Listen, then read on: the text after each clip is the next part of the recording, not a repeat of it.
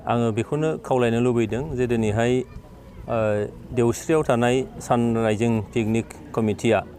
सानराइजिं picnic spot होननानै मोनसे थावनि थि खालामदों आरो बियो बिमा दैनि सेराव मिथिंगानि महरजों बुंफबनाय बे जायगाया जोबोद गुवार मोनसे फोथार जेरावनाखि बिफां लाइफांजों बुंफबदों गुबैयै बैग्रि बिफांजों बुंफबनाय भुटान रायजोनि खाथियाव थानाय आरो बेयाव फैनोब्ला 31 नं राष्ट्रीय घाइपथ थामहिनबा राजा लामानि सामथाइबारिनिफ्राय दावखोनानै गेलेंफुं रड बेयाव नोङो सान्थिफुर बारनानै जा देवस्रि मोनो बे देवस्रिनि ओरै सानजाहा मोनसे बिमा दै दङ बे बिमा दैनि सेराव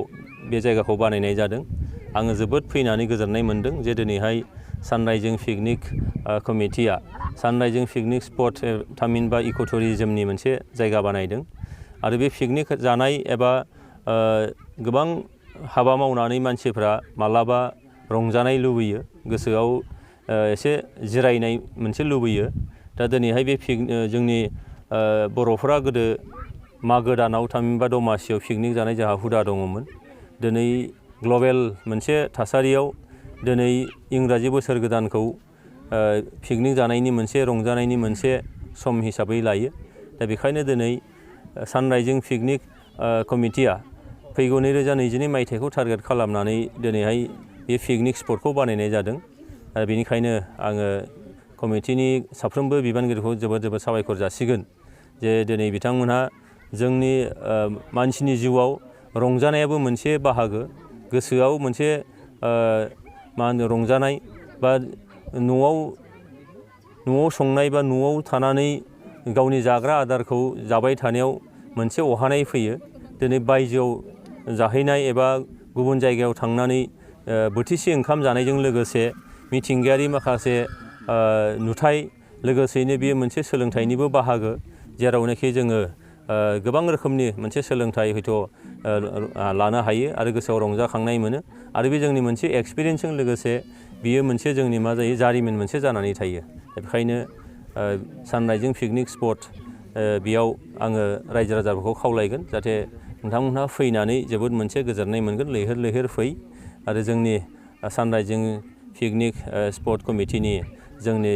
जि मोनसे थांखि आरो नोजोरजों बानायनाय जादों बेयाव जाहाथे नोंथांमोनहा फैनानै बिथांमोनखौ मदद होगोन आरो गावनि गोजोन मोनसे रंजानायखौ लाफैगोन आं बेखौनो खावलायबाय सार दासान्दि गोबां पिकनिक स्पट बा बेरायग्रा जायगा खुलिदों बे जोंनि थाखाय माबायदि लाब जानो हायो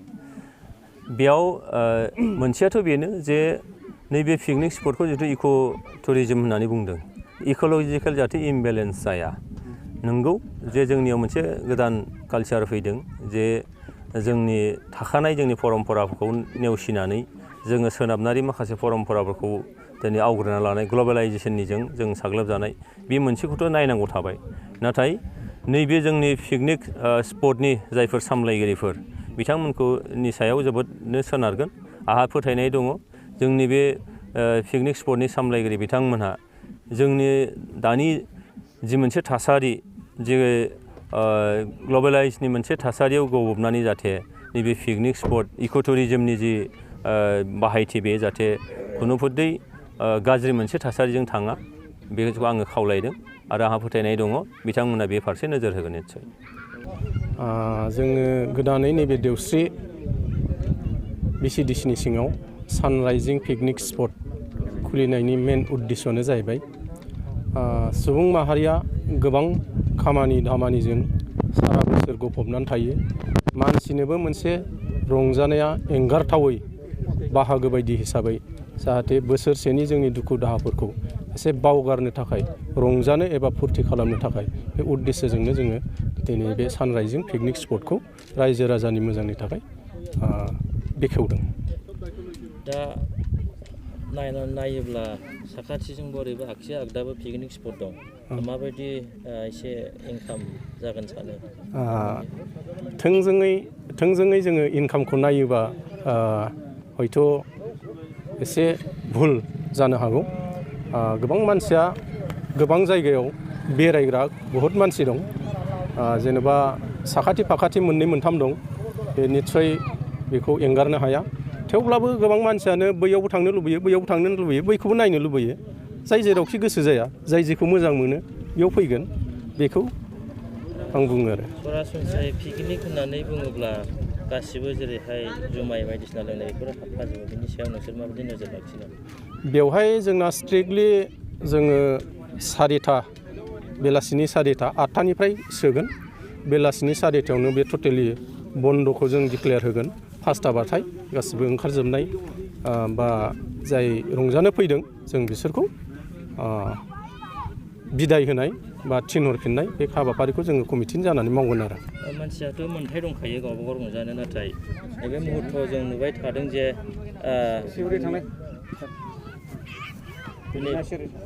नैबे मुहुर्तआव जों नुबाय थादों जे आन्डार एज जायफ्रा बैसो जायै मानसिफोरा एसे भिक्टिम जानानै दं आरोखि बिसोरो बायदिसिना बिदिनो गाज्रि थासारियाव बेफोरबायदि बेहायबो माबा मोनसे जायोब्ला नोंसोर माबायदि बेबस्था लागोन बिनि सायाव जोङो स्ट्रिक्टलि माने बेबस्था लानाय जागोन जाहाथे बांसिन नंगौ उन्दै बैसोनि मानसिफ्रा गाज्रि लामाथिं थांनो बारा गोबाव सम नाङा बेखौ नोजोर होनानैबो जोंनि कमिटिया जाहाथे गाज्रि माखासे खारजोखोलोबफ्रा बे जोंनि सानराइजिं पिकनिक स्पटआव जानो हाया बिनि थाखाय जोङो कमिटिनि जानानै निश्चय जोंहा भलन्टियार हिसाबै सांग्राङै नोजोर होनाय जागोन এটা নতুন ঢৌ আনিছোঁ এইটো হৈছে ৰুৰাল টুৰিজম সকলোখিনি not only sunrising picnic spot and eco' tourism আমি চালোঁ যে চাৰিওপিনে এটা ৰুৰাল ডেভেলপমেণ্ট ৰুৰাল ইক' টুৰিজমৰ এটা ঢৌ আহিছে এই মৰমে আমি দেওশ্ৰীতো এটা নতুনকৈ sunrising picnic spot and eco' tourism এটা আনিছোঁ যাতে ইয়াতে এটা ইকনমিক ফ্ল' হয় গাঁৱৰ মানুহবিলাকে এটা চিন্তা ধাৰণাটো চেঞ্জ হয় এটা মানি প্ৰচেছ ফ্ল' হয় বাহিৰৰ পৰা টুৰিষ্টবিলাকে আহি ইয়াত অলপ বনভোজ খায় আৰু অলপ ইয়াতে মানুহবিলাকে এটা এমপ্লয়মেণ্ট নিচিনা এটা ইনকাম চ'ৰ্চ নিচিনা পায় যাতে দোকান চোকান দি এইবিলাক আমি আশাবাদী এইটো হ'ব বুলি আমি বিচাৰিছোঁ এই ছানৰাইজ পিকনিক স্পট আৰু ইক' টুৰিজমে আমাৰ এই অঞ্চলত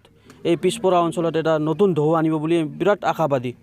দুইফালেও আৰু পিকনিক স্পট আছে আপুনি মাজত আছে ইনকামটো কেনেকুৱা হ'ব বিচাৰে এইটো আমি ইমান চিন্তা কৰা নাই আমি চিন্তা কৰিছোঁ যে আমাৰ জাগাটো ফেমাছ হ'ব লাগে গাঁও দেওচৰী বুলি কোৱা জাগাটো সকলোৱে চিনি পায় এইটোৱে আমাৰ ডাঙৰ উদ্দেশ্য আমি এজ এ পিকনিক কমিটি আমি ইনকাম বিচৰা নাই আমাৰ জাগাটো ডেভেলপ হ'ব লাগে এইটোৰ নাম হ'ব লাগে এইটোৱে বিচাৰিছোঁ ডুজ এণ্ড ডনছ কি থাকিব ডুজ এণ্ড ডনছটো ইক'লজিকেল বেলেঞ্চটো ৰাখিব লাগিব আমাৰ MLA ছাৰে কৈছে আৰু আমি ডাষ্টবিন গাৰ্বেজবিলাক মিছ ইউজ কৰিব নিদিওঁ প্লাছ আমি নেচাৰেল যিবিলাক বস্তু আছে এইটো টাইটলি মেইনটেইন কৰি ৰাখিম বুলি ভাবিছোঁ আৰু কৰিমেই এইটো anti society activities like alcohol এনেকুৱা এই ক্ষেত্ৰত মানে আণ্ডাৰ এজ মানুহবিলাক ভিক্টিম হৈ আছে এইটো আপোনালোকে আমাৰ টিকেটতে চাব পাৰে আমি টোটেলি তাত ৰুলছবিলাক ৰাখিছোঁ ষ্ট্ৰিক্টলি প্ৰহিবিটেড আছে এলকহল তাৰপিছত টবেকো তাৰপিছত এই মিছ ইউজ যি কৰি আছে আমাৰ ল'ৰাবিলাকে সৰু ল'ৰা ছোৱালীয়ে মিছগাইড হৈ আছে এইবিলাক আমি টোটেলি ষ্ট্ৰিক্টলি টাইট কৰিম আমাৰ ছিকিউৰিটিৰ থাকিব আমি কৰ্ডলেছৰো ব্যৱস্থা কৰিম সোনকালে যাতে আমি ষ্ট্ৰিক্টলি এইটো ছিকিউৰিটিত দিব পাৰিম পিকনিকত আহিবলৈ ৰাইজক কি আহ্বান জনাব আমি ৰাইজক আহ্বান কৰিছোঁ আপোনালোকে টাউনত যায় থাইলেণ্ডত যায় পাটায়াত যায় কিন্তু আপোনালোকে এনেকৈ নেচাৰেল প্লেচটো পোৱা টান আছে চাব ইয়াতে কিমান নেচাৰেলি ধুনীয়া আছে চাউণ্ডটো এটা আপুনি নদীৰ চাউণ্ড পাব এটা ষ্ট্ৰিক্টলি মানে পিচ আৰু ক্লিন বাতাবৰণটো ইয়াতে আছে ইনভাইৰমেণ্টেল টোটেলি পিচ আৰু ৰুৰাল ইনভাইৰমেণ্টেল আছে তাৰ কাৰণে আমি আহ্বান কৰিছোঁ আপোনালোকে এইটো পিকনিক স্পটত এবাৰ আহিবই লাগিব আৰু বিৰাট ধুনীয়া বুলি আমি অনুৰোধ কৰিছোঁ ৰাস্তাৰ বিষয়ে কি হ'ব বঙাইগাঁৱৰ পৰা বা কোকৰাঝাৰৰ পৰা আহিলে কোনটো ৰাস্তা দি আহি পেলাই ইয়াত পাব আপোনালোকে ৰাস্তা যদি কোকৰাঝাৰৰ পৰা শ্বৰ্টকাট ধৰে আপুনি কাৰিগাঁও হয় নাগদলবাৰী লাউটি হৈ আহিব পাৰিব ৰাণীখাটা হয় যদি আপোনালোকে বঙাইগাঁৱৰ পৰা আহে আপুনি কাজলগাঁৱৰ পৰা বেংটল হয় শান্তিপুৰ হৈ দেওচৰীত আহিব পাৰিব আৰু নেক্সট এটা ৰাস্তা আছে আমাৰ NH 27C যোনটো চান্তাইবাৰী টু দেওচৰী ডাইৰেক্ট আছে এইটোতো আপোনালোকে আহিব পাৰে কমিউনিকেশ্যন ট্ৰান্সপৰ্টেশ্যনৰ বহুত ফেচিলিটিছ আছে 3-4টা ৰাস্তা আছে যিকোনো ৰাস্তাত আহিব পাৰে আৰু